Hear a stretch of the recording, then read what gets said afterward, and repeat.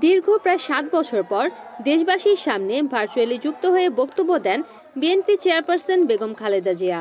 বুধবার 7ই আগস্ট রাজধানীর নয়াপল্টনে বিএনপির সমাবেশে দিক নির্দেশনামূলক বক্তব্য রাখেন তিনি বলেন, ধ্বংস বা প্রতিশোধ নয়, সবাইকে নিয়ে আগামীর বাংলাদেশ গড়তে হবে।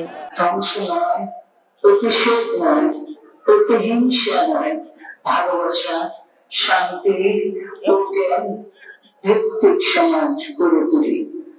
এছাড়াও চক্রান্তের মাধ্যমে কেউ যেন বিজয়কে ছিনিয়ে নিতে না পারে সেই বিষয়ে দেশবাসীকে সতর্ক থাকতে হবে বলে জানান বিএনপির মহাসচিব মির্জা ফখরুল ইসলাম আলমগীর।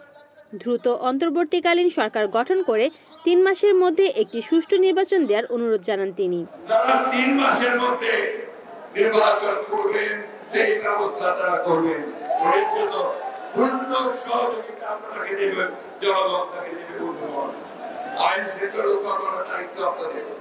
আমার মুখ ভরে গেছে আনন্দে যখন আমি দেখেছি যে আমাদের ছাত্ররা তারা ট্রাফিক পুলিশের দায়িত্ব পালন করছে।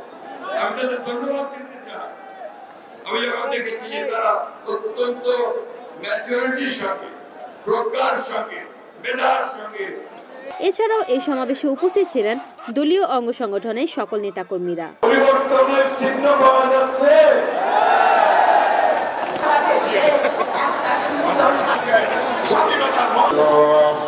Desk report, NNTV, Dhaka.